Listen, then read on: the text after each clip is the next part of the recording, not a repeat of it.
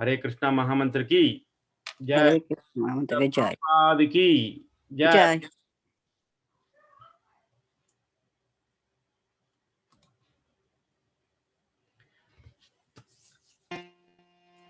Krishna.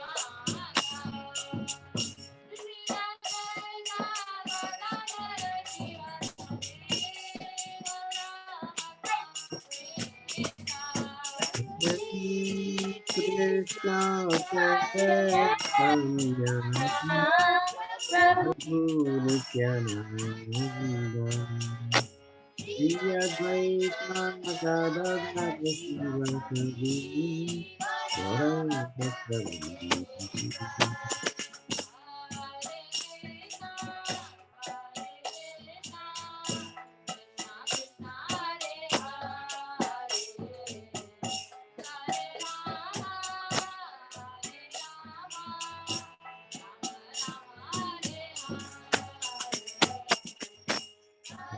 Krishna Krishna Krishna Krishna Hare Hare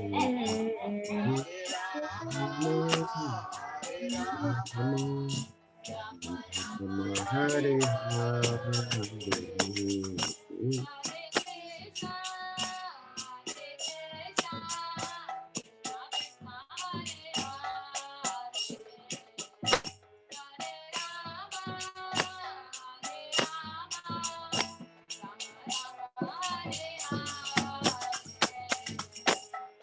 Hare Krishna, Hare Krishna, Krishna Krishna Hare Hare,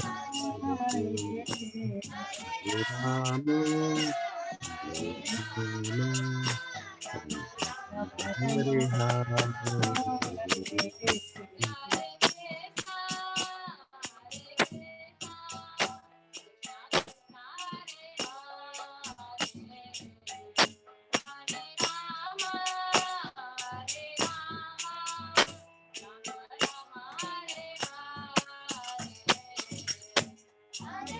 Krishna, Hare Hare, Rama, Hare Hare.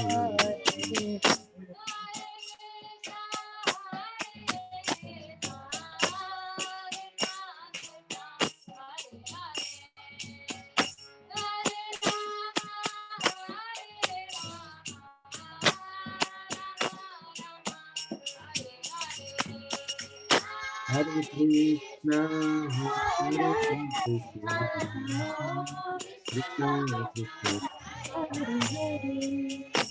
Hare Rama, Hare Rama, Hare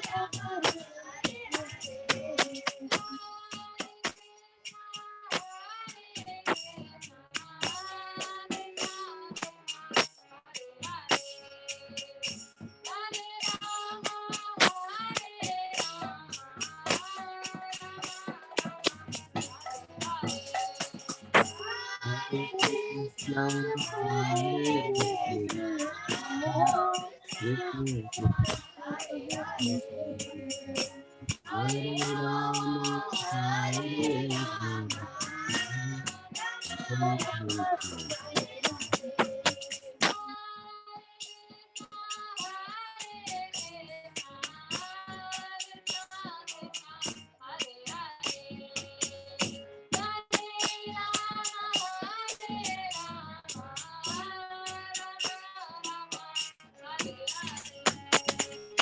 Hare Krishna, Hare Krishna, Krishna Krishna,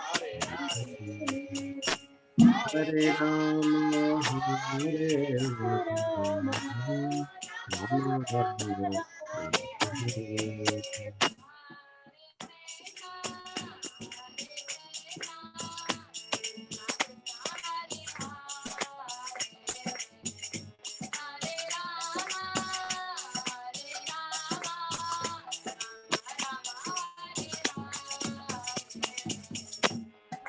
Krishna, Krishna Hari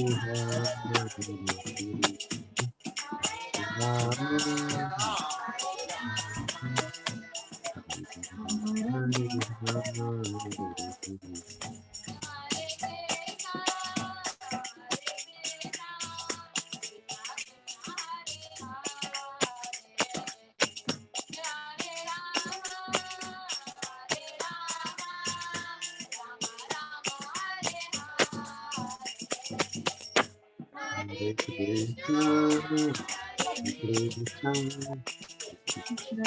Hare Rama, Rama, Rama, Hare Hare.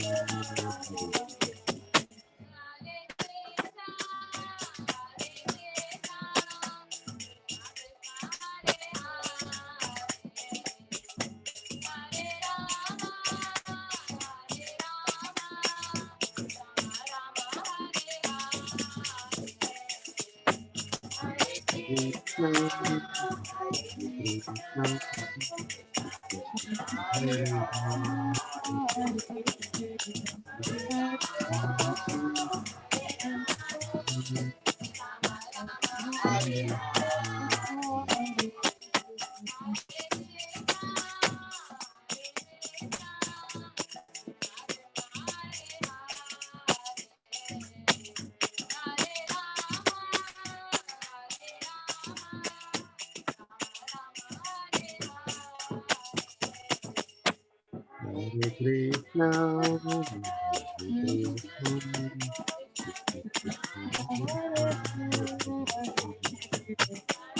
Rama, Hare Hare.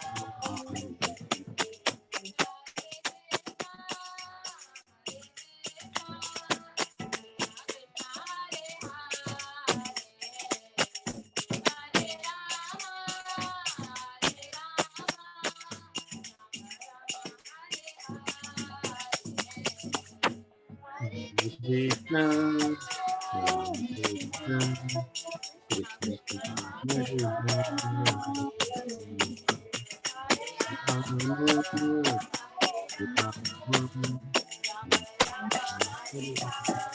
Hare.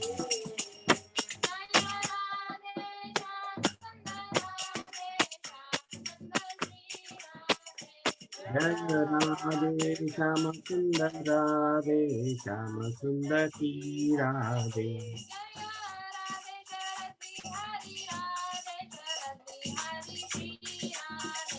Jaya Radhe Sharad Bihari Radhe Sharad Bihari Radhe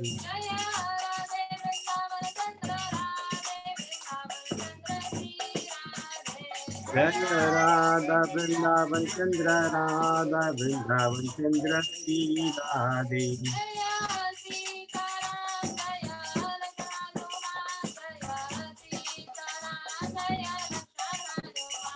Jaya Sita Ram Jaya Lakshmana Hanuman Jaya Sita Ram Jaya Lakshmana Hanuman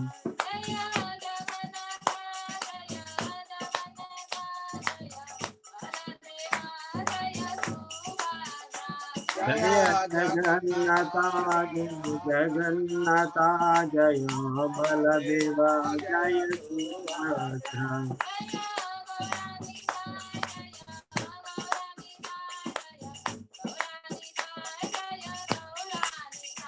Jaya Gauranitai Jaya Gauranitai Jaya Gauranitai Jaya Gauranitai Prabhupada Prabhupada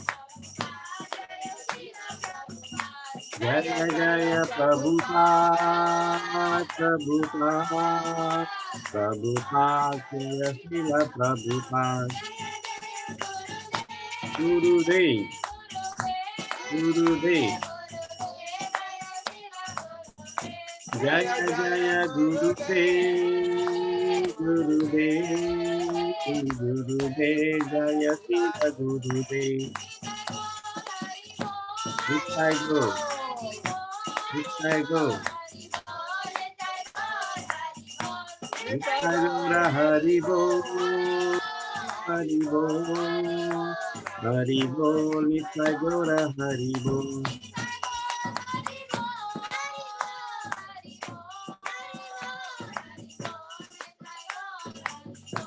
Nitai Gaura Haribo, Haribo, Haribo, Nitai Gaura Haribo. Hari Hari Bol. चलो प्रभुपाद की Jai. नाम संकीर्तन की Jai. Thank you very much. Wonderful Kirtan. Thank you very much, Prabhuji. Hare Krishna. Hare Krishna. So Prabhuji has not joined yet. So meanwhile, we can recap last week's session. If anyone can recap.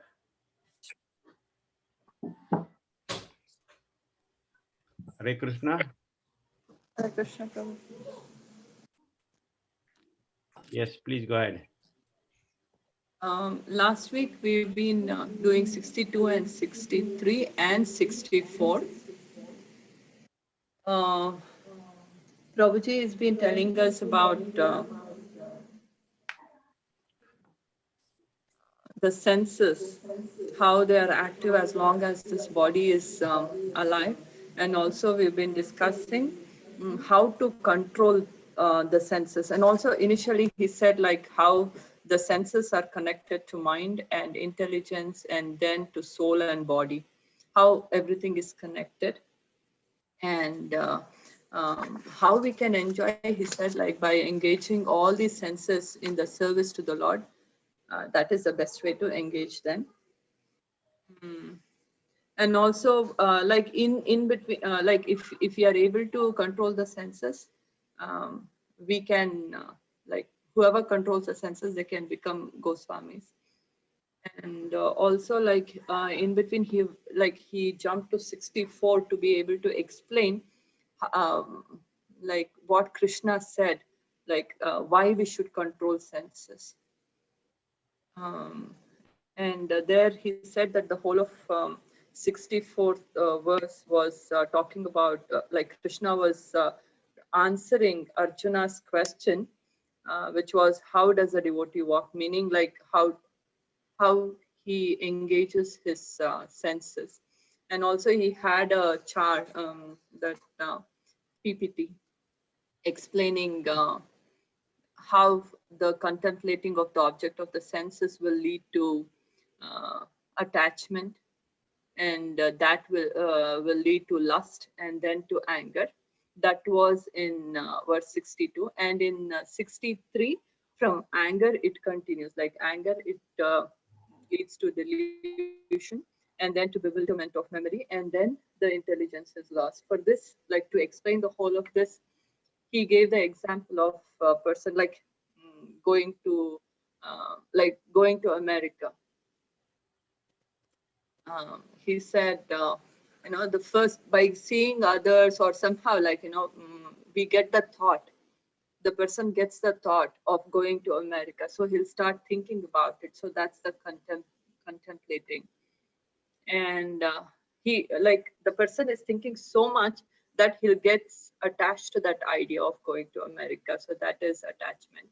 And then he'll start putting so much of effort that attachment, it would have already turned to lust.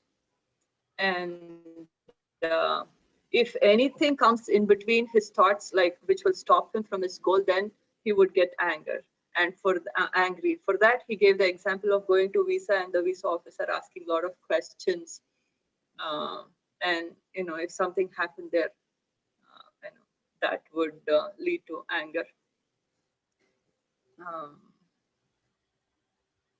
This was the example, he said, like how at the end when the intelligence is lost, you'll take up certain actions which can be good or bad, and both will have some kind of results, and you will have to come back to this material world. And this is how the cycle of going through the whole process of contemplating and, till the intelligence is lost, that will take place. That's what we were discussing. Very nice. Thank you, Kirtida. That covers most part of it. Anybody else wants to share?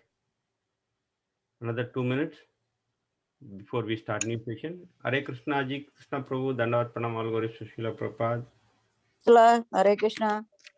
Yes, Vatsala Mataji, you want to share something for 2 minutes? Yeah, Prabhu, he did a very nice flow chart for our people. And we thought of, just he said at the bottom of it, we are, taking control of the senses are taking control of us. We are getting attached to the sense object. We see something, then we get attached to that. And he was narrating like how we get attracted to coming to USA or any other job situation, going to UK, anywhere. And then the more and more you see, more and more people are going there, then you want to have that, and you want to have a desire fulfilled. You want to be there, you keep putting effort on that. And then if you don't get what you want, and if somebody refuses the visa, then or delays your visa, then you get frustrated why it's not happening. And also you talked about Matpara. I guess all of our activities, everything, puja, everything should be dovetailed to Krishna's service, right? Finally, that is our objective, going back to Krishna. Yeah. I hope that's what I understood. Right. That's the ultimate object. Yeah. Yes. Do you Thank remember the sloka, the famous sloka, where he showed the chart, wonderful chart? Do anyone remember the sloka? Those two slokas, they are related Yeah. together. Bhoktaram, Ajna. No. Dhyayato Vishayan Pumsa. Yes, go ahead. I don't know the whole sloka. Dhyayato Vishayan Pumsa. This is a famous sloka. Anyone else can try? Yeah, Prabhuji. Yes, go ahead, Prabhu. Dhyayato visayan punsaha sangaste pusajayate sangat sanjayate kamaha kamat krodho vijayate. I'll repeat once more, Prabhuji. What is the verse number? It's 62 and 63, Mataji. Oh, that's right. Okay. I'll repeat. Dhyayato visayan punsaha sangasto Dhyayato visayan punsaha sangaste supajayate sangat sanjayate kamaha kamat krodho vijayate. Thank you. Krodha bhavati samoha samohat smriti vibhramaha smriti smriti sambhat buddhi naso pranasyati. Very nice. Thank you, Prabhu. It's a very famous and very deep oriented sloka. Thank you, Ramcham Prabhu. So if everyone is done, so we'll probably continue with our new session today. Okay. Thank you, Prabhu. Ajita Prabhu, it's your stage. Please go ahead. Okay, thank you, Prabhuji. Mataji, thank you for that nice recap from last time. Prabhuji, I would like to say that the Prabhuji explained the chart and shown the chart last time. It was really wonderful. And Ajit Krishna Prabhu shown the chart last time. Yes, so I would like to say on the chart, so how the process of fall down was there. So shall I go ahead? Okay, Prabhuji, thank you. I was actually going to ask if that was helpful. So it seems that having a chart like that was helpful to understand, right? Mm-hmm. Yeah, it was really helpful. It was really wonderful. Yeah. Okay, if that is the case, then we can do more of that going forward, because I'll be happy to put together something like this, because even in the verses that we're going to read today, there is enough material that lends itself to a visual, but I don't have that with me right now, but I will certainly make it available in the next class. So thank you for the feedback, because I really wasn't sure if that was helpful or not, but now I'm comfortable with it. So Yes, very, very helpful, Prabhu. Thank you. okay, Mataji, thank you. Yeah, All right. very good. So let's proceed with from where we had left off, and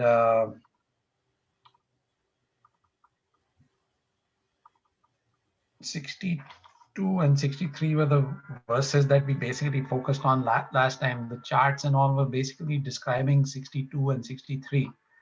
So today let's start from 64, although we've recited this in the past, but we will discuss 64 on 64 onwards today. So would somebody like to read 64? Any kids to start with? Prajna, Mataji?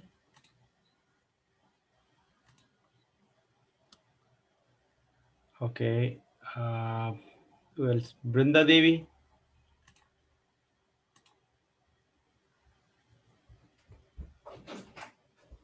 Prajna is there. Prabhu, Prajna is come. Oh,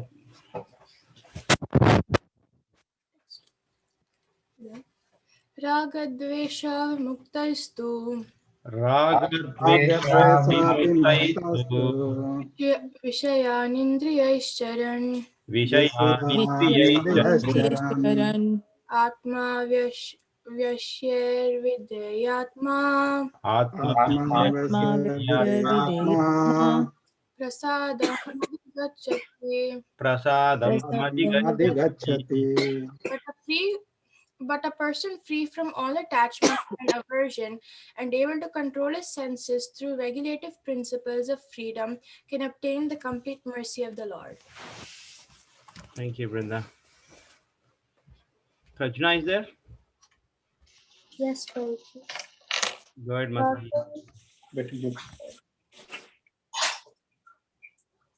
Prasade sarva dukkhanam Prasade sarva dukkhanam anya asopajayate Hanirasopajayate prasana cheta sohyasu Prasanna Prasannachetasiharasu buddhi paryavatishtate.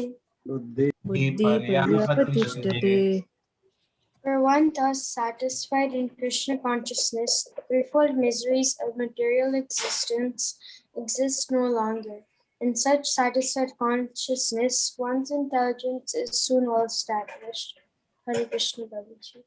Thank you, Hare Mataji. Krishna Prabhuji. Yes, go ahead, Mataji.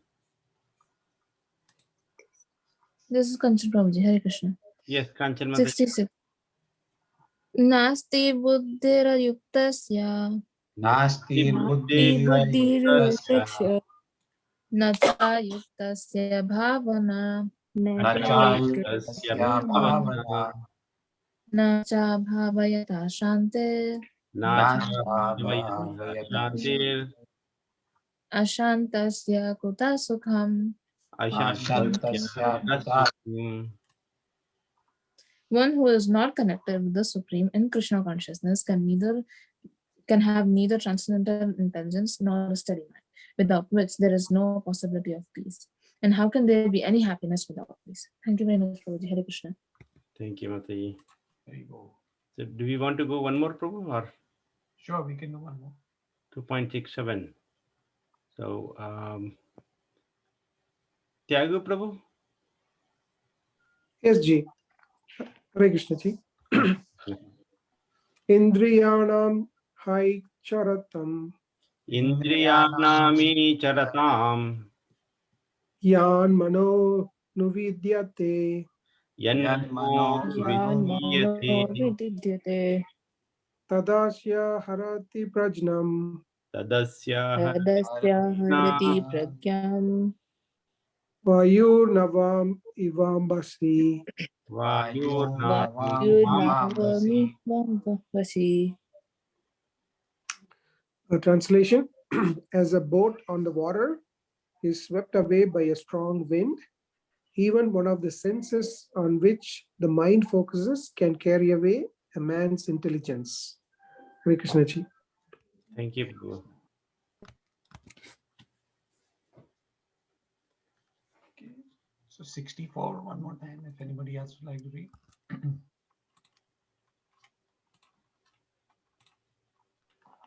Ragadvesha vimukhtaistu Ragadvesha vimukhtaistu Vishayan indriyaischaran Vishayan Vishayaan Atmavasyair videyatma Atmavaichyar Atma videtma Prasadam adigacchati. Prasadam Prasadam Adhigachati. abdigacchati. But a person free from all attachment and aversion and able to control his senses through regulative principles of freedom can obtain the complete mercy of the Lord.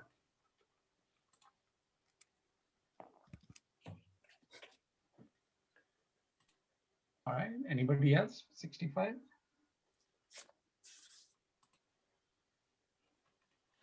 Prasade sarva dukhanam Prasade Prasade sarva dukhanam anir asya prajayate Anirasya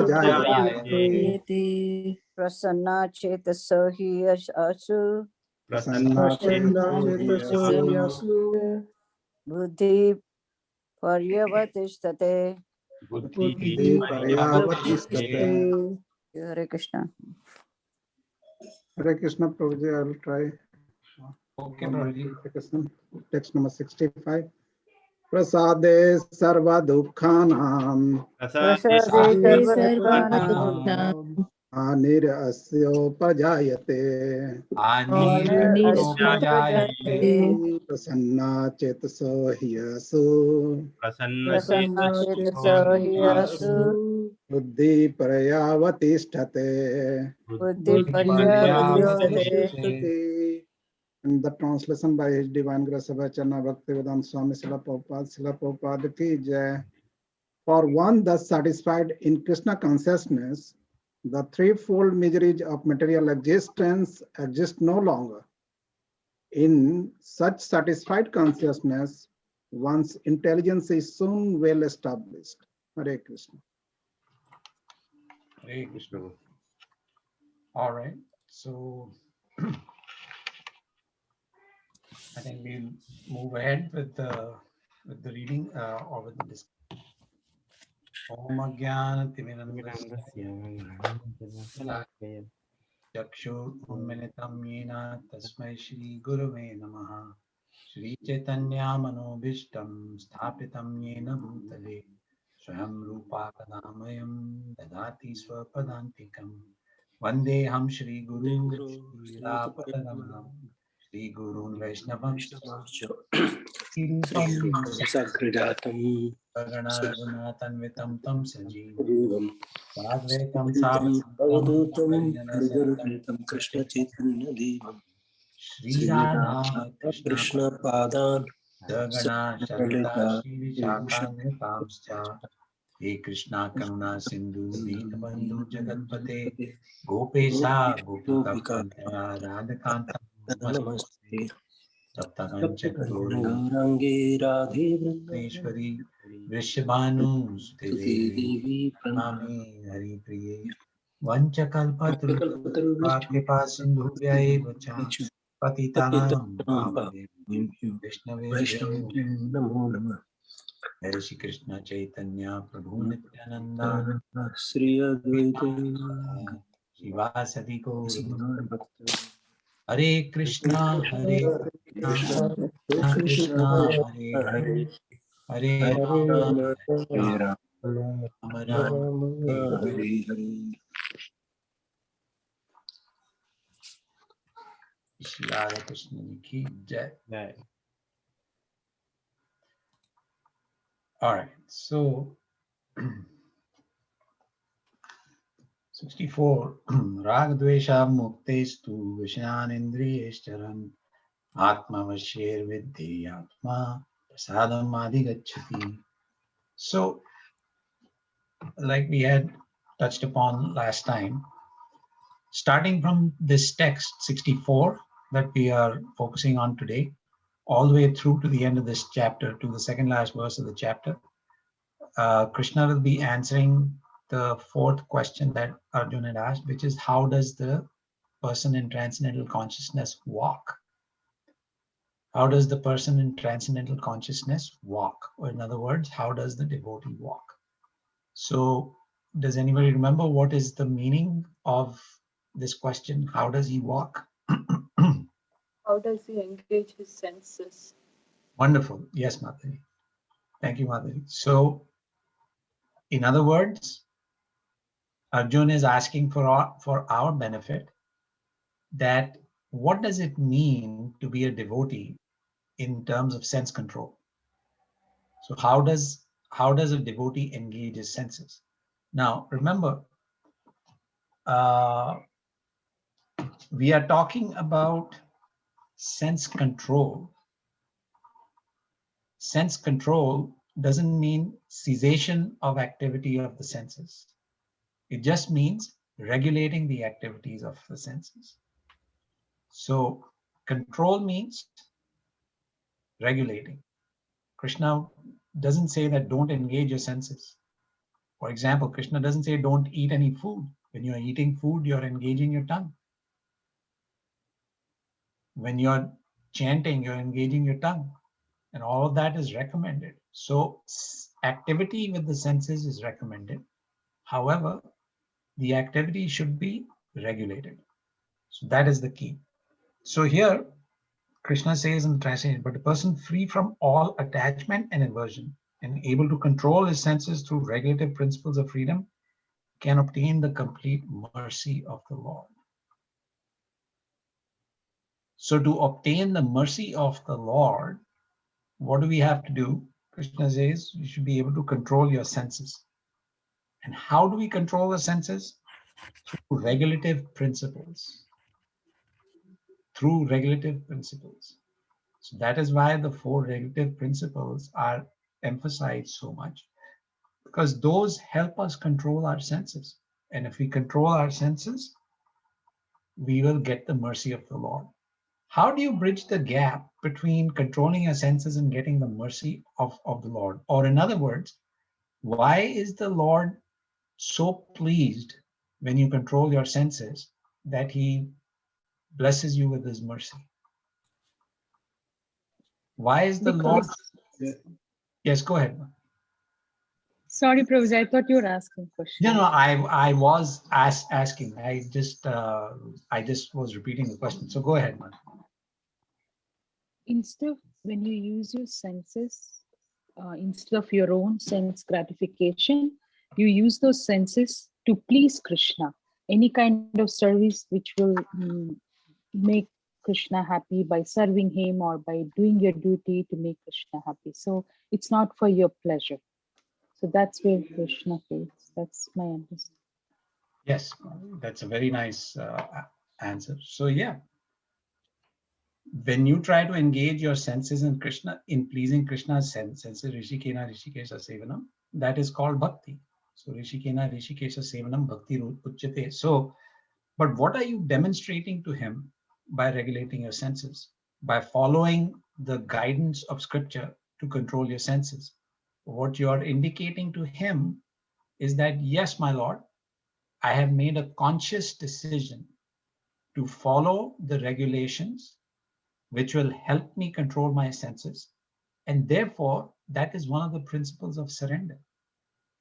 You're surrendering to the Supreme Lord.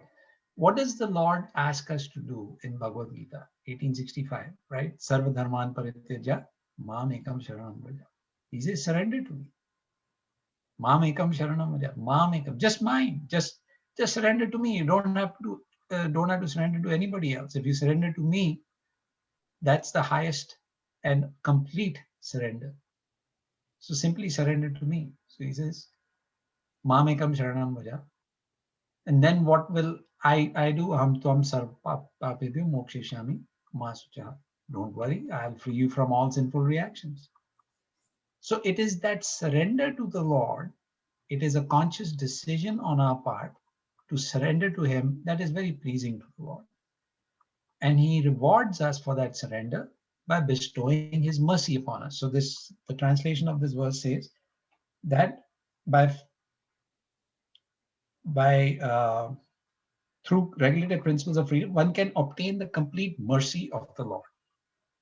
So now let's try to figure out, what does it mean to receive the mercy of the Supreme Lord? When you receive the mercy of the Supreme Lord, how will you know that you're receiving His mercy? Will you win the lottery? Maybe, I don't know, but that is not really an indication of having surrendered to the Supreme Lord. Otherwise, all the devotees who have surrendered to the Supreme Lord would be would be winning the lottery, and this whole thing would go out of business. The lottery business would be out of business. And also, I want to add one comment here, Prabhuji. Sure, Prabhu. So, Lord, in scripture, He says that if I show a special mercy, I will take away everything from that person. That's also there, So if something Right. is taken away, so it's a special mercy of the Lord. Yeah. And why is that a special mercy of the Lord? Because that sounds counterintuitive, right? Because you think that I'm praying to the Lord, I'm surrendering to the Lord, I'm being so sincere, and He's taking everything away from me, like material opulence. He's taking this away from me. Why is that considered special mercy of the Lord? Because that will derail us from devotional life if we have those things. You see, because if one has, right, that's a wonderful answer. Because when we have material opulence, it's fine. But if we get attached to that material opulence and it starts consuming us and it consumes our thought process, and it, again, that attachment to material opulence, Krishna says, you're getting attached to the wrong thing. So in order to free you from this attachment, I'll just take this take this opulence away. So that's why it is special mercy. Something that was distracting me or whoever, anything that distracts us from Krishna by attracting us to itself, Krishna says, I'll take away this distraction. But then on the other hand, again, we've quoted this example many times, Maharaj Amrish. Maharaj Amrish was so opulent. And Krishna never took his opulence away, because Maharaj Amrish was also completely renounced. He was detached from that opulence. He was so expert that he didn't use that opulence for his own sense gratification. And because he wasn't using it for his sense gratification, he was using it in Krishna's service. Krishna said, yes, you deserve to be in that position so you can set an example to the rest of the population. He is the king. So it's really wonderful. So to receive the mercy of the Supreme Lord, just coming back to our original question, what does it mean to receive the mercy of the Lord? How will that mercy manifest itself? How will we know that we are receiving the mercy of the Supreme Lord? Kirtida, you raised your hand. Hare Krishna, Prabhuji. While we were still at this point, I wanted to ask you a question. Yes. Like now we were like discussing that, Krishna can take away some things also to show his mercy. Maybe that is also one way. Does that mean that we have to be very careful in what we pray for, like how we frame our prayer? Because this was something what was discussed in one of the classes also. So I just wanted you to kind of explain here, how should we pray something? Because say for me, I'm very afraid, or I'm very weak if there is some difficulty. Sure. Then though I feel that Krishna, like I believe there is a strong faith that Krishna is taking care of me, but still I'm very afraid to face the situation. Of course. In like just to avoid some things, if I can, can I pray in a way to be on the safer side? Like, just give me some things what I can handle, something like that. Right. No, that's an excellent question, Madhavi, because the practical reality of life is that we all face challenges, but nobody wants challenges, right? I mean, we want smooth sailing, and we don't want difficult situations. So one thing that you said, which was actually the whole question was very nice, but one particular thing that you said, which was very, very nice, is that you said, I'm weak. I'm weak. And that is a sign of our humility, that we understand that we are not so strong that we can deal with anything that comes our way without getting affected by it. And therefore, because we accept our weakness and we pray to the Lord that, my dear Lord, whatever you are sending my way, I understand that this is way less punishment than I actually deserve to get. Already you are being so merciful to me. That's the famous word, Tatte Anukampam. So in the spirit of that verse, we thank the Lord even when there are challenges, that you are giving me way less punishment than I deserve. But then when we say to him that, my Lord, but even this much is so difficult for me to handle, I'm not strong enough to even handle this. So please kindly give me the strength to handle this. I want to please you. I want to serve you.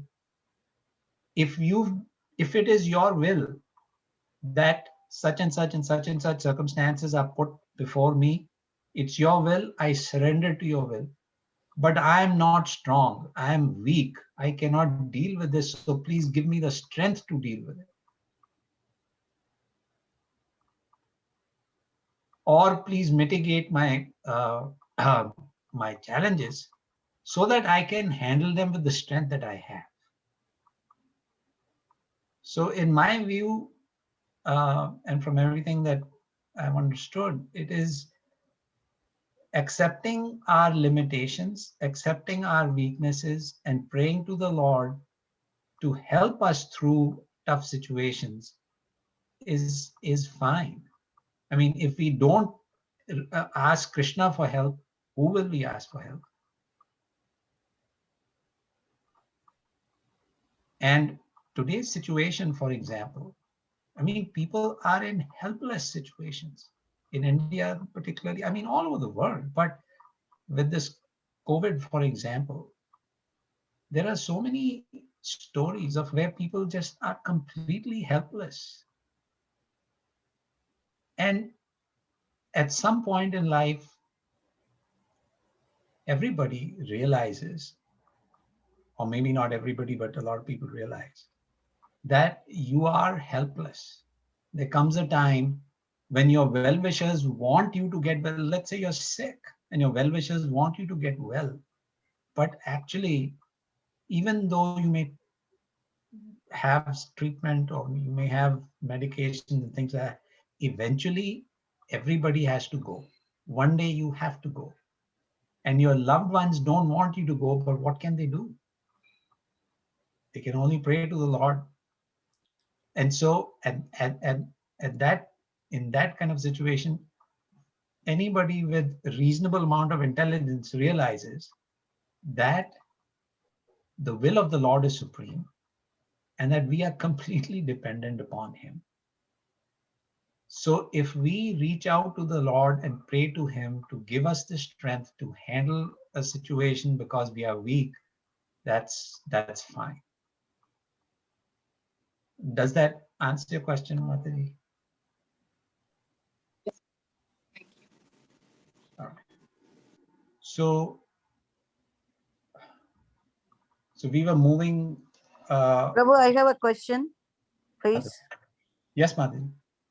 Prabhu, if we are going to be dependent on Krishna, every little thing, are we getting stronger or weaker? Our willpower is getting better, or every time I say Krishna help me, and everything, should I do that as I get older? maybe you are going so dependent on Krishna. Is it fair? I mean, doesn't he know as a Paramatma what we are going through? She says sometimes he gives trouble. He gives you or takes away things from you to show you that you can move faster toward him. As a Paramatma situated in our heart, doesn't he see us what we are going through? And am I becoming too, dependent on him every time I ask for help? Krishna, help me out. Krishna, help me out. We know he is there, behind everything. He is the controller, supreme controller. We do depend on him. I mean, how are we supposed to carry out our each daily activities? Maybe on major circumstances, maybe we can go, but everyday, day-to-day activities, should we depend on Krishna, call out for him all the time?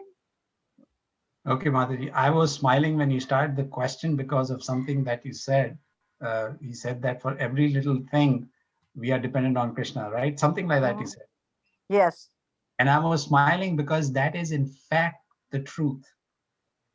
We are dependent on Krishna for every little thing. Yes. Right now, each one of us is breathing, is alive, and is able to participate in this discussion because we have the energy to do it, which is a gift from Krishna. So it is every little thing we are completely dependent upon him.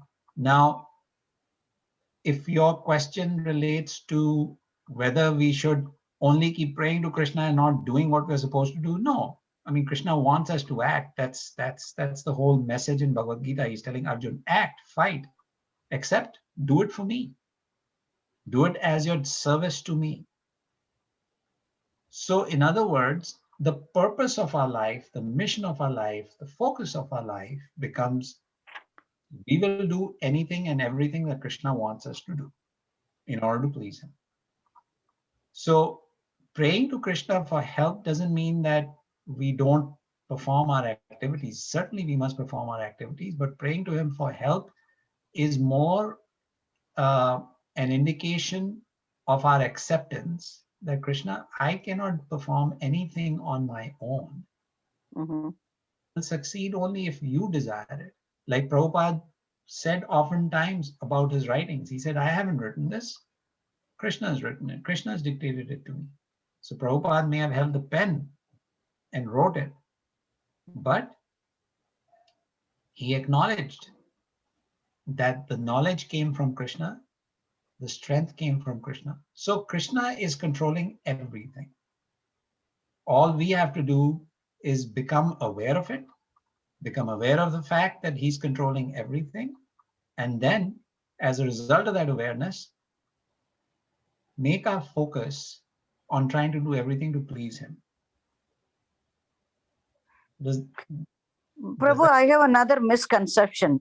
When I was growing up, I think, to just get quick results, we were encouraged to do worship demigods like Shiva. You do Abhishek, you do all the Alamkar, everything. He likes it, so he will grant your wish. Sure. And whereas Sri Krishna, he takes a long time to please what you want in life. So is that true? I mean, that's why everybody wants to get involved with the demigods, worshipping demigods to get the favorable thing from the demigods. Instead of Krishna, he takes a long time to give you a spiritual. Maybe he will go for your spiritual benefits. He may not give you material wealth. Maybe most of the Vaishnavas, that's why they are so, Brahmanas are so poor, not that wealthy, because they are always worshipping Vishnu.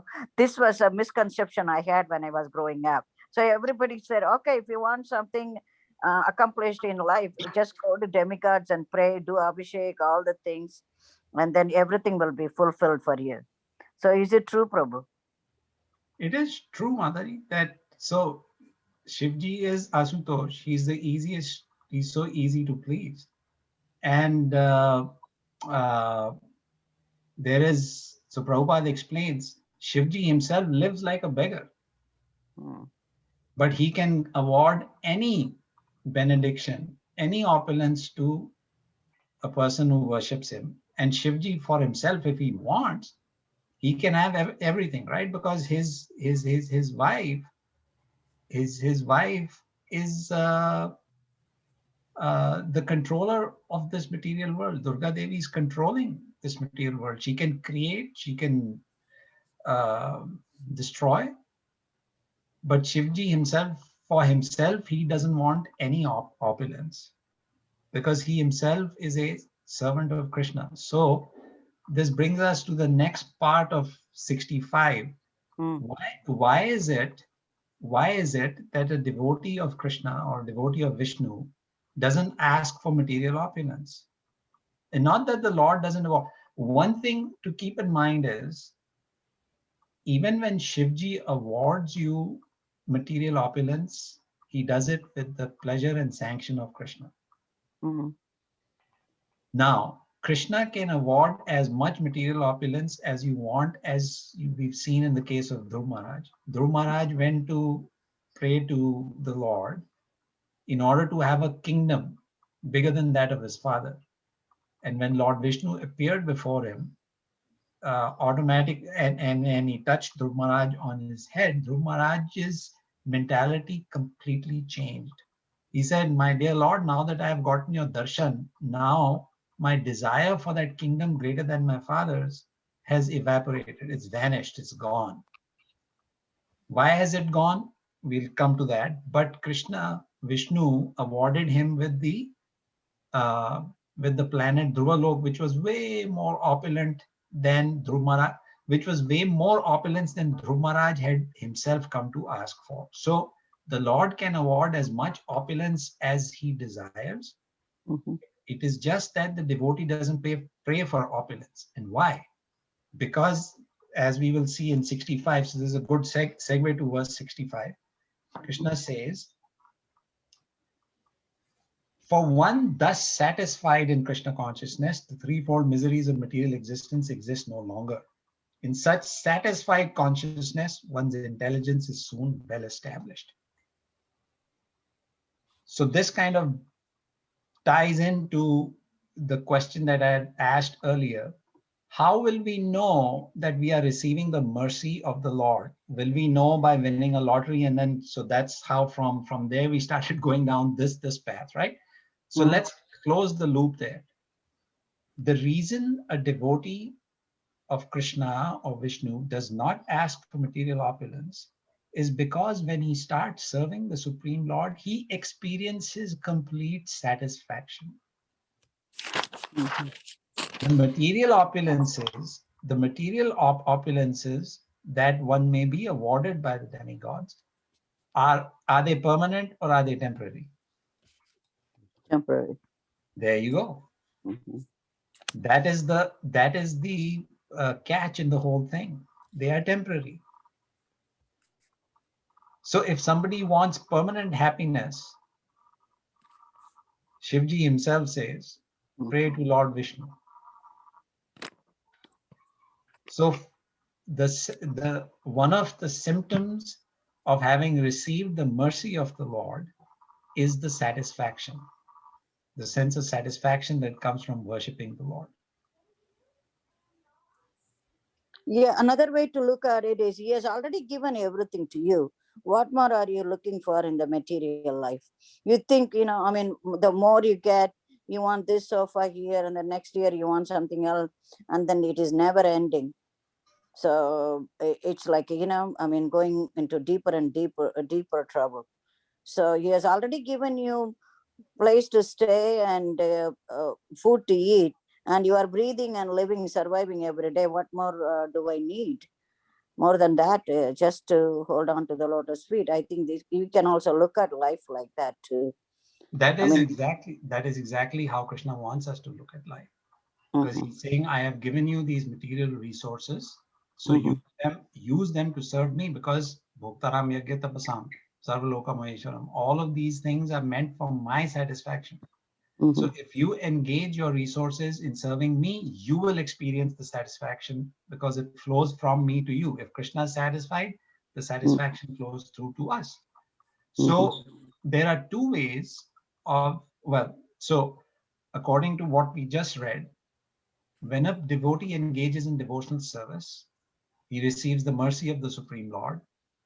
The Lord is pleased by the quality of surrender. Therefore, the Lord rewards the devotee with a feeling of satisfaction. And that satisfaction is lasting. It is not temporary because it's not material. And then what happens is the mercy of the Supreme Lord also manifests itself as increased enthusiasm in your heart to pursue devotional service. Why does your enthusiasm for pursuing devotional service continue to increase? Because of the satisfaction that it experiences. So the cycle, you feel satisfied, you get more enthusiasm. Then you feel more satisfied, you get more enthusiasm. You perform devotional service even more, you get more satisfaction, more enthusiasm. It just keeps feeding and feeding and feeding itself. It's a virtuous cycle. So that's why these two verses here, Krishna is telling us how does a man engage or a devotee engage his senses. So first off in 64, Krishna says that the devotee regulates the senses, engages them in a regulated manner. And what happens when a person is disinterested in sense objects, but is interested in engaging the senses in pleasing Krishna? The devotee feels satisfaction. And one of the examples, so again, like I had said sometime back, Bhagavad Gita gives us the principles and Srimad Bhagavatam gives us the case histories of those who demonstrated these principles. So it's always good to, I at least find it helpful when we combine the principles that we're studying in Bhagavad Gita with the case histories from Srimad Bhagavatam, because then it becomes real. The understanding becomes a little bit easier because say, oh, here's the principle and can you give me an example? So the Bhagavatam gives us an example. So of this particular principle from 64, the principle of satisfaction coming from regulated activity, one of the examples that we find in Srimad Bhagavatam is that of none other than Vyasdev. Vyasdev compiled the Vedas, and that's a great task, but he was not satisfied with it. So then Vyasdev took the Vedas and he summarized them further into the Vedanta Sutras in an effort to make them more accessible to people. And he was still not satisfied. And then Vyasdev was thinking that I have compiled the Vedas, I've added the Purans, I've added the Mahabharata in there, and I'm still not satisfied.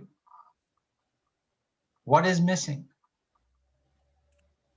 And then Narad Muni instructed him, and Vyasdev realized that the reason he was not feeling satisfaction, even after writing the Vedas, is because he had not focused on the essence of the Vedas, which is bhakti to the Supreme Lord. So in order to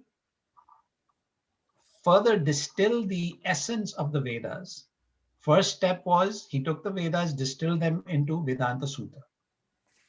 He was still not satisfied. Then from Vedanta Sutra, he distilled it even further. And he wrote the Srimad Bhagavatam. And when he wrote Srimad Bhagavatam, the focus of Srimad Bhagavatam is only bhakti. There is no karma kand, there is no gyan kand, there's nothing. Everything else that we find in the Vedas is not there in Srimad Bhagavatam. Srimad Bhagavatam only focuses on bhakti. So it's the essence of the Vedas, which is consistent with Bhagavad Gita 15:15. Vedeshcha sarver aham eva vedyo. Krishna says the purpose of the Vedas is to know me. By studying the Vedas, you will come to know me. And Vyasdev demonstrated that by then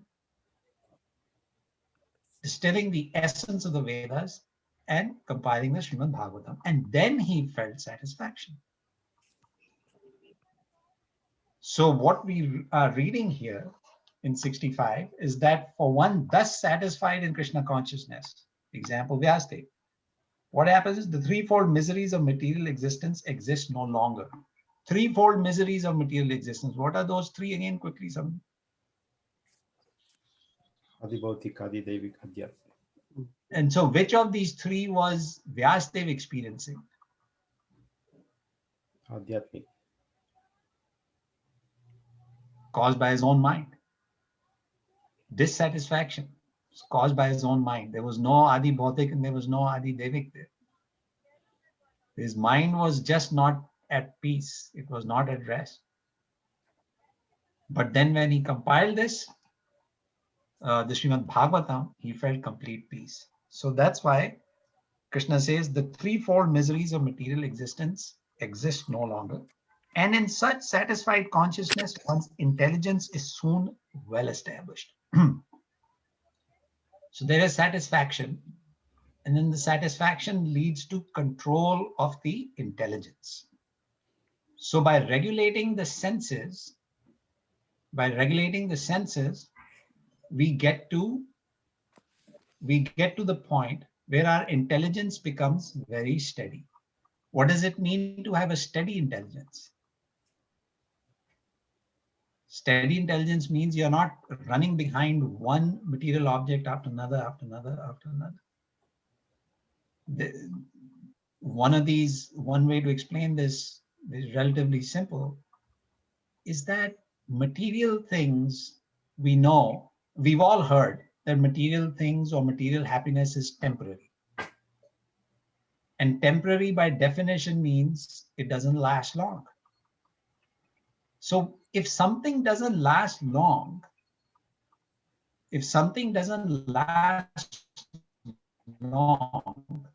what will happen if you pursue it?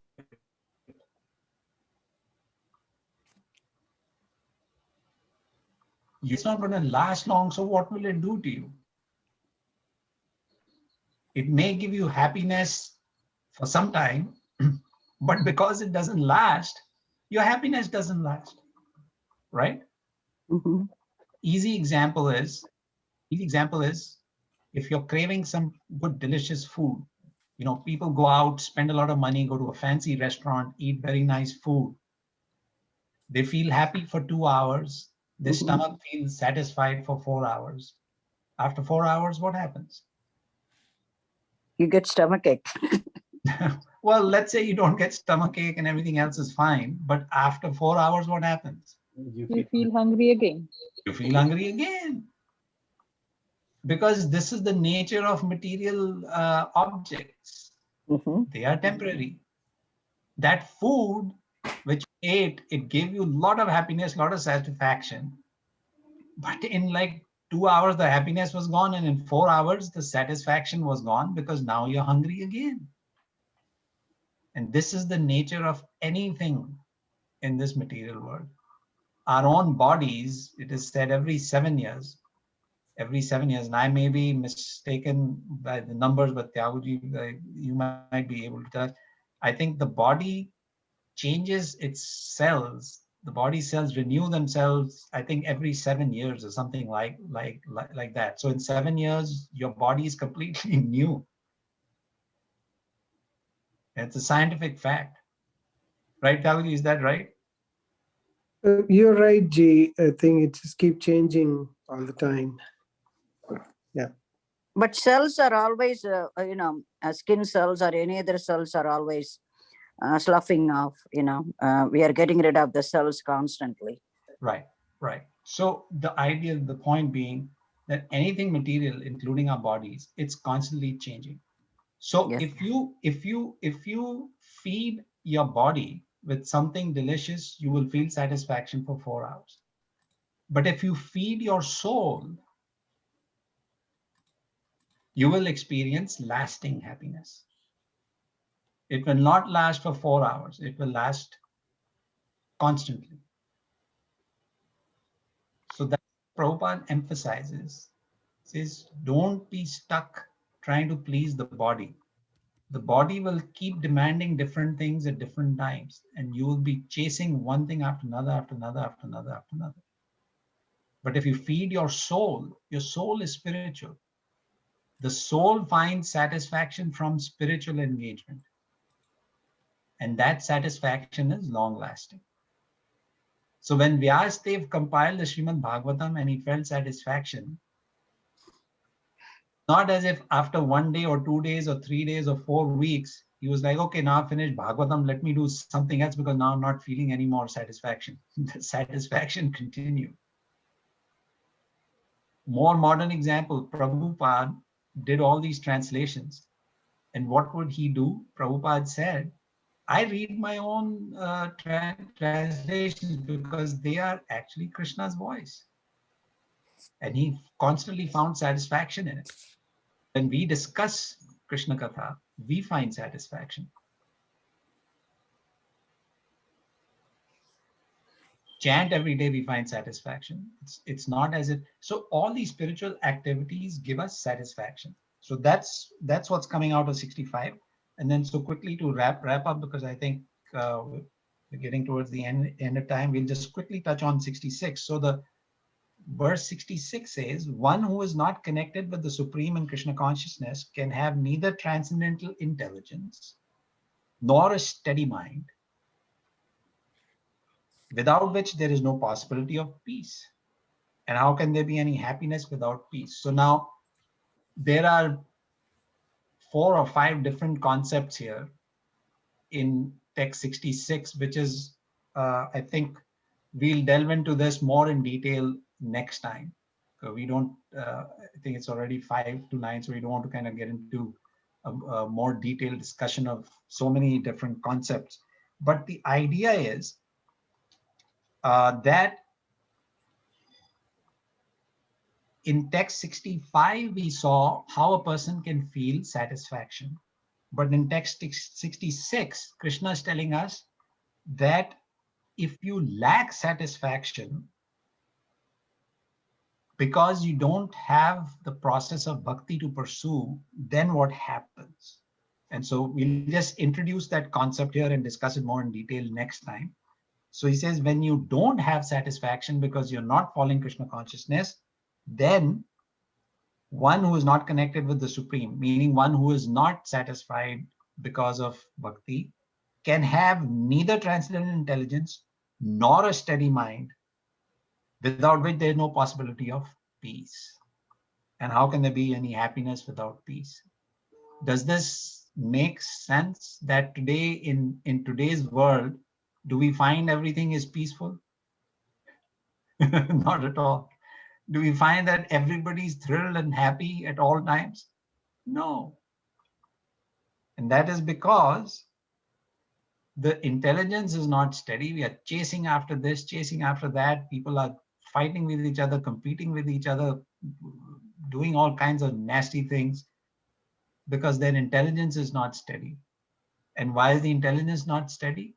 Because the purpose of life is not bhakti. The purpose of life is not to please Krishna. The purpose of life is to please the senses. And Krishna is saying this is a losing battle. Prabhupada describes our senses are merciless masters. Merciless masters. If you try to serve the senses, they will keep on demanding. Your senses will never say, okay, enough, good job done. Go home and enjoy your weekend and we'll see you on Monday. Senses don't leave you alone for even 1 second. You never get a weekend, you never get a break. Always demanding. They are merciless masters. Never satisfied. So that's why Krishna says, don't serve your senses. Serve me.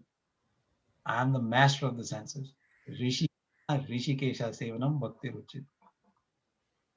All right, I'll stop here.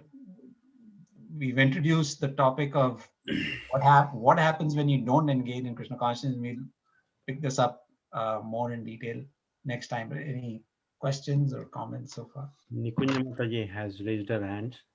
Yes.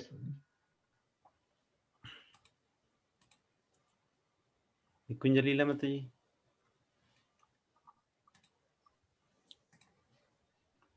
Yeah. Hare Krishna Prabhuji. Please Hare Krishna. accept the message, Shila Prabhupada. Yeah. Prabhuji, my question is from text 64. As Kirtida Mataji had the same question, and I'm asking about the special mercy, as you told in this session. Will Krishna put us a devotee or anybody else in such condition, which is very hard to tackle that person? Uh, uh, I just want to explain, with the example, like let's say I am in fifth grade. So obviously I should get the fifth grade question paper, Correct. not the 10th grade. Right. So what the level I am, so I should get the same, what is my efficiency, how much I can how can I can bear the suffering.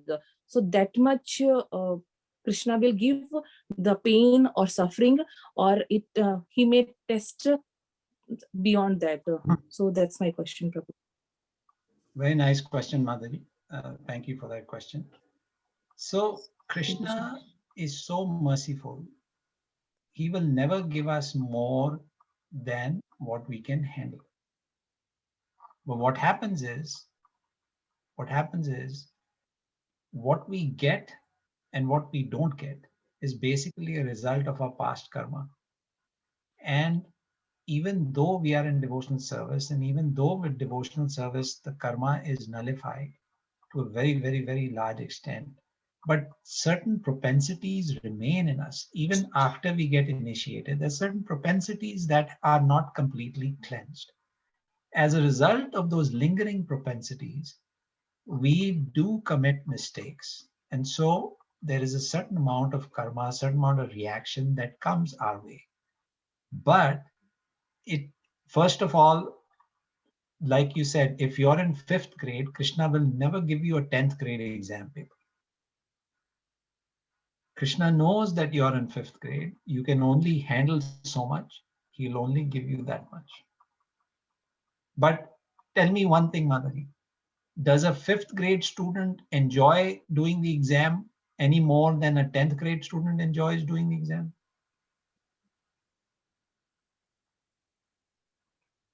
No. No, nobody likes exam, right? No. But if you go Yeah. to school, you have to do exam, right? Yeah, that's true. So the only option is for us to study nicely for the exam, right? Because exam is inevitable. Exam has to be there. Now, that doesn't mean to say that Krishna is always going, that in this world, Krishna is only going to punish us. No, no, no. Krishna doesn't want to punish us. This is our own doing, our own karma. It is our own karma that brings challenges, problems into our life. Krishna says, I am neutral to everybody. But it is we who commit karma, and therefore we are responsible for our karma. Now you may say that I am praying sincerely to Krishna. Why is he still sending this problem or that problem? And there Krishna says in this verse, Tatyanukampam describes to us that Krishna sees that you are surrendered to him, that you are trying to follow devotional service, and he minimizes the karma. Do we know what karma we have in this life or in previous lives, or we don't know, right? We don't know. So how much trouble was supposed to come our way, we don't know. We only see what trouble came our way. What we can't see is how much more was coming, which Krishna stopped by his mercy.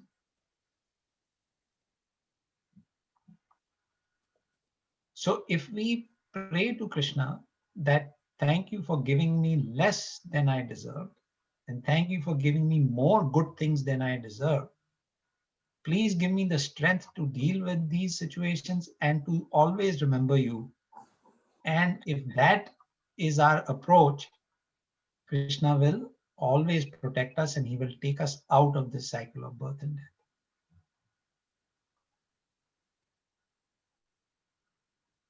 Does that answer your question, Mataji? Does it help? Oh, yes, yes, Prabhuji.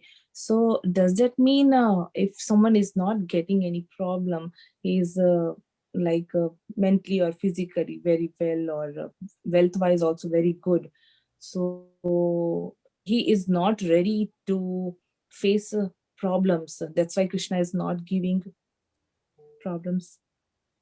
No, Mataji. There, you see, the thing is the threefold miseries and the other four: birth, death, old age, disease. These seven miseries, nobody can escape. Everybody gets some type of problem, some type of misery. Somebody gets at some point, somebody gets at another point, somebody gets a little more, somebody gets a little less. And that's why Krishna is saying, and so to your point that if somebody is healthy and happy and wealthy and all of that, does it mean that Krishna is thinking that they are so weak that I won't give them any trouble? I don't know, but I don't, well, because what's in Krishna's mind, I don't know. But the thing is, that's not, I mean, that's not the reason why somebody is not facing any issues. It's all karma related.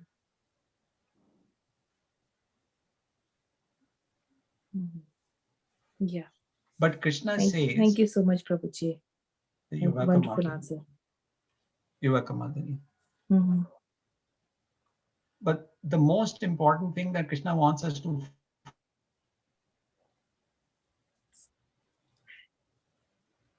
We are losing you, Prabhu. We are losing you, Prabhu.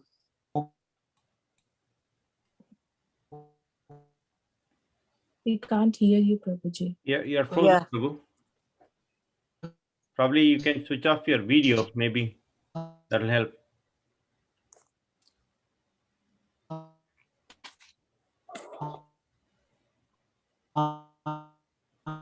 We still can't hear you, Prabhu. Yeah, disturbance there. He says, you know, ups and downs, they are like the seasons, right?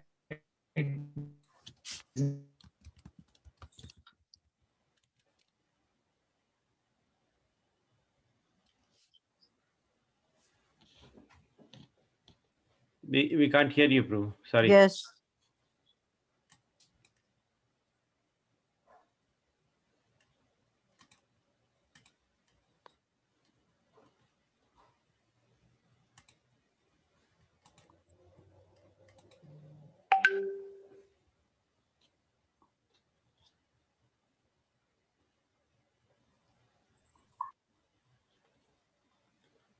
Sorry about that, Prabhuji. I don't know what happened. It just, the internet connection just...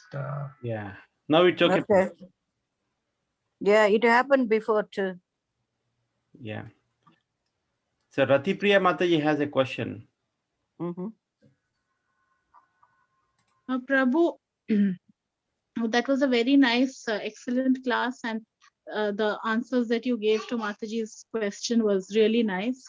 The thing that I had to add and also ask, Prabhu, that about the demigod worship which Vatsala Mataji had asked, that like one the point that I had to add was that, you know, related to Krishna, like when I was a karmi, when I used to go to demigod temples, and I used to offer worship and then ask for some benediction, that time I never felt any love for them. Like I just felt bhakti, but I didn't feel a sense of belonging.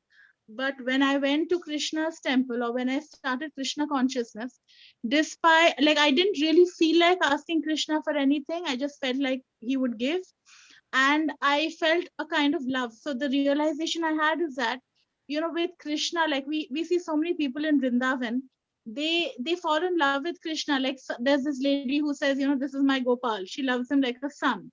And then there's this lady who's, you know, given up her life and she says, I want to just you know, I'm married to Krishna. Like she's given up her material life and whatever life she was leading, and she's completely, you know, living like as if she's married to Krishna. So like that in Vrindavan. And then there's this other lady, you know, she's like completely like, I'm Balram's sister, you know, Balram is my brother. So like completely in that mode. So big, so which you said, like satisfaction and also love. like what Krishna gives, like we feel so much of love for the deity that we, at least I never felt, and I don't know if others feel, but I never felt any kind of love for the demigods. Like I felt respect, I felt bhakti, but not love. So Prabhu, the question that I had was that, uh, like we understand that, you know, the demigods are like Krishna's ministers, right? Like Krishna is the supreme lord and they are the ministers. So Right. if they are granting us some prayer, then they are granting us in like from you know, after taking Krishna's permission, Right. right?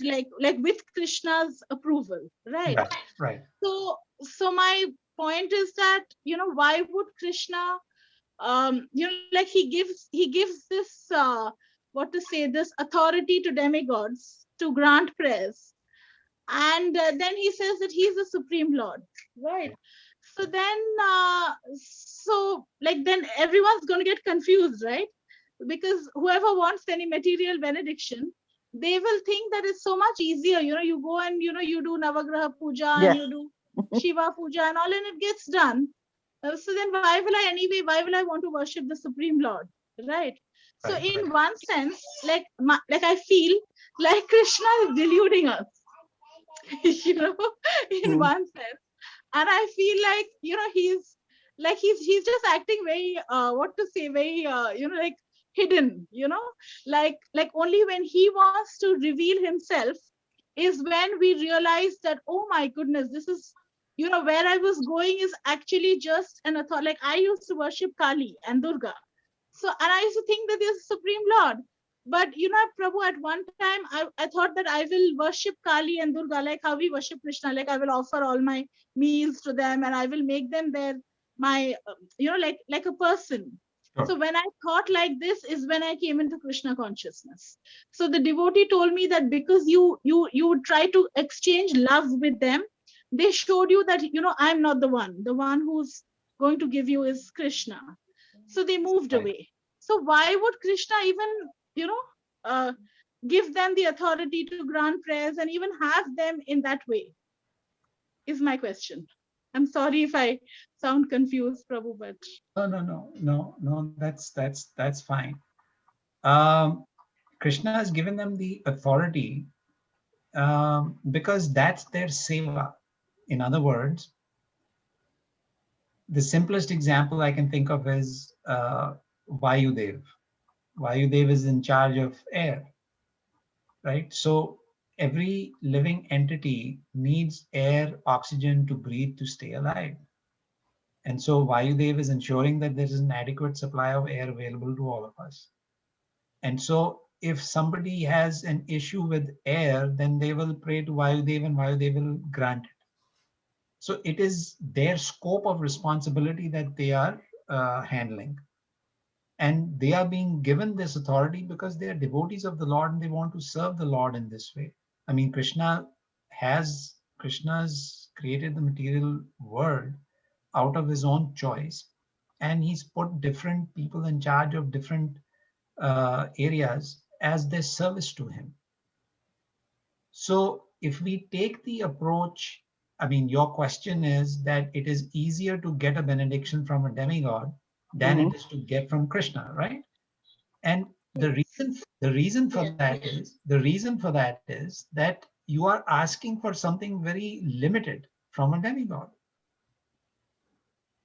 So it's a small thing. It's like you go to the grocery store to buy one thing, you'll go in and come out in 2 minutes. If you go to buy a month's worth of supplies, it'll take you a little bit longer, right? So same way, when you pray to demigods, they can only award you what they are empowered to award you, right? excellent, yes. So if you ask a demigod for something that he or she is not empowered to, your prayer will not be answered. Okay. Okay, that's nice, Prabhu. I didn't really think of that. Thank you so much. Prabhu, I have something to add to the demigods, please.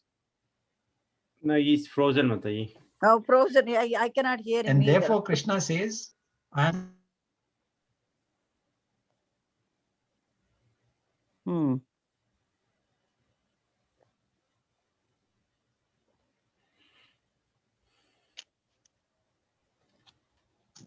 You are still having internet issues. Haribol? No?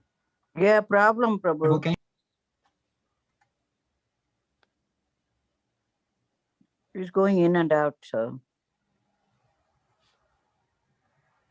can you hear me, Prabhu? Yes. So go ahead, Mataji. What was the question? Prabhu, you know what?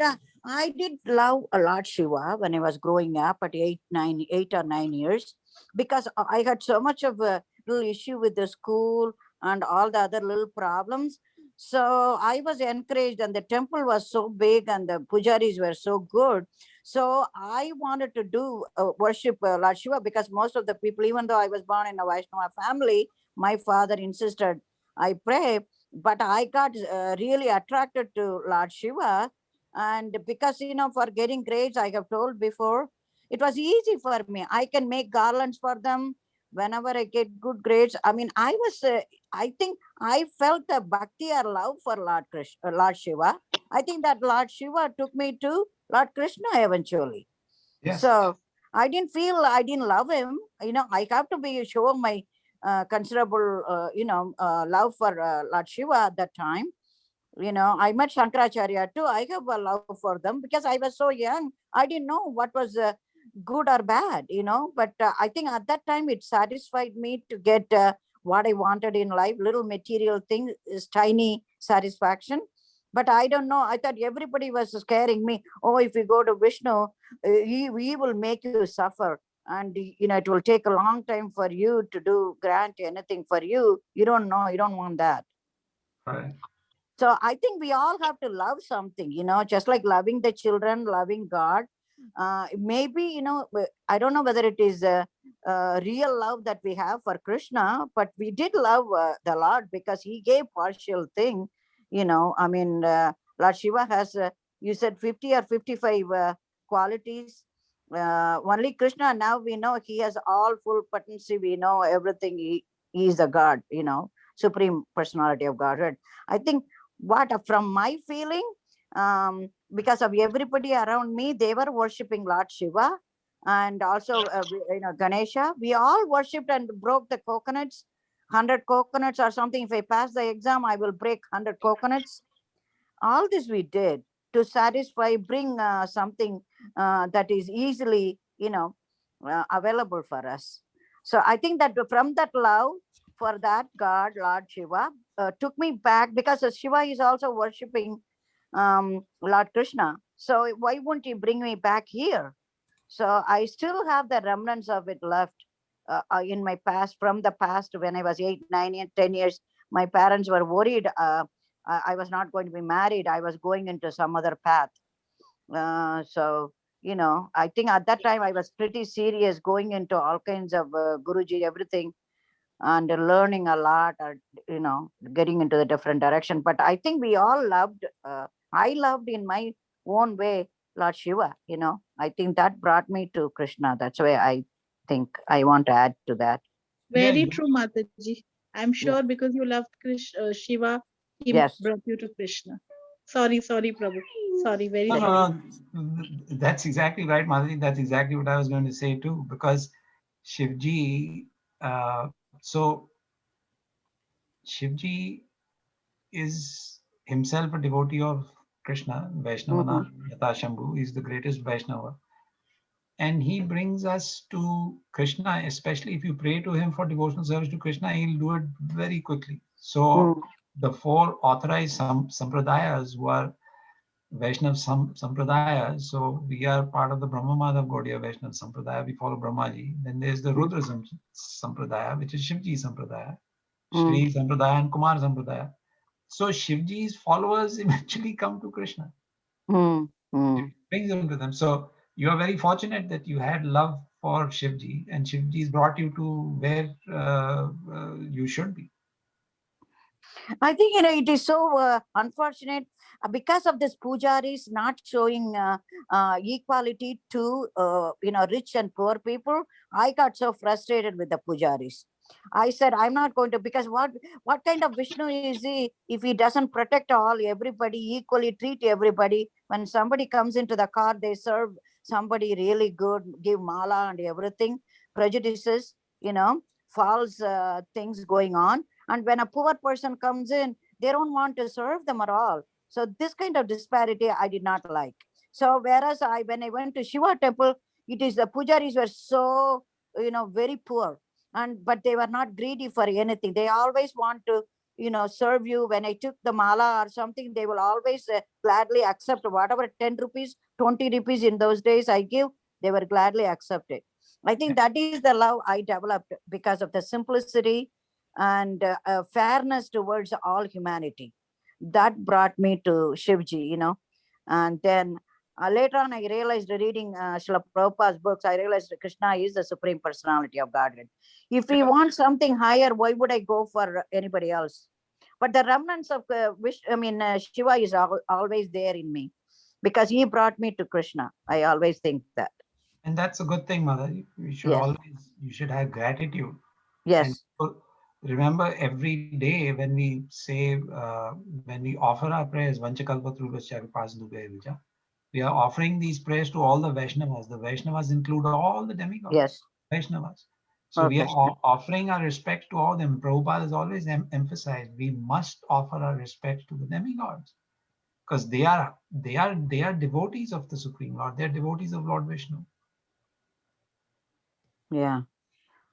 But some of them, they speak, derisively about what is the Shai Baba and all. I was not very pleased with that. He could be doing that, but we cannot be disrespectfully talking about somebody, No. See, we follow. Prabhupada has given us the direct instructions of what is in our Shastra as it is. And as it is, he's explained to us the position of the demigods, and he's emphasized without any doubt that we should be offering our respects to them. Yes. So when we do Vanchakalpatrubhicha in the morning program, just think you're offering to all the demigods, all the Vaishnavas, everybody. They're all covered. So how nice is this process that in one verse, you have satisfied all the demigods, the ones that you are aware of and the ones that you don't even are aware of. Right? In one verse, we have satisfied them. This is the power of serving Krishna. Through serving Krishna, you satisfy all of them, all the demigods, including Shivji. They are very pleased with devotees of the Lord. Yeah, thank you, Prabhu. Yeah, this is what I wanted to share with you. It's very important. I mean, that's why I have greatest love for Krishna. Now, I understood what my father was driving to tell me. When we were from Sri Vaishnava Sampradaya, at that time, I did not know too much of Ramanujacharya stories. When I heard Adi Gadadhar Prabhu explaining everything about Sri Ramanujacharya, I said, my God, I never heard that kind of thing before. I have more respect for Sri Chaitanya Mahaprabhu, how he formulated two aspects from every Sampradaya. Yes. And then he is more worshipable, right? So you have to have logically think it through. Those days we don't know the logic, but at least now when we grow old, we know how he did, how he loved the whole humanity to bring this concept of bringing people together and serving Krishna. So I think it makes more sense. By the mercy of Prabhupada, we have all knowledge now. Thank you, Prabhu. Thank you. Thank you. Sorry. So it's already 9:20 now, I think. Thank you, Prabhu. Sorry. I think we can conclude the class. Before concluding, as usual, I have some announcements. Is that okay, Prabhu? Yes, Prabhu, please. Yes. So tomorrow is our regular Saturday weekly program at 7:30 p.m. EST by His Grace Adi Gadadhar Prabhu. I'll send those Zoom details. And day after tomorrow, which is Sunday, we have on May 2nd, which is Sunday, we have Pauganda Pravachan this week. So Pauganda Pravachan is for those kids who wants to preach Vedic topics. So this week it will be by Arush Gadai. He's from Bangalore. He's gone Bangalore. He's 11 years old and he'll be speaking about life of Shyamananda Prabhu. So it'll be interesting. So please join the same credentials, Zoom credentials, at 10 a.m. EST on Sunday. If possible, please join and encourage kids. So that's all I have, Prabhu. Thank you. Thank you very much, Prabhu. Prabhuji, it's very nice to see Ras Chaitanya Prabhu is well today, and he's very nice to see Prabhuji. Yes. Thank you. Good to see you. Okay. Thank you, Hare Prabhu. Krishna. And we'll all see next week, next Friday. Same. Yes, Prabhu.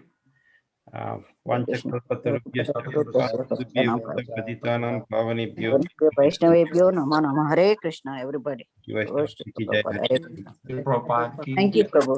Thank you, Prabhu. Krishna Prabhu Thank you, ki jai. Prabhuji. Jai. Thank you. Thank you, Thank Prabhuji. you, Hare Krishna. Mukta Sangha Prabhu ki jai too. Thank you.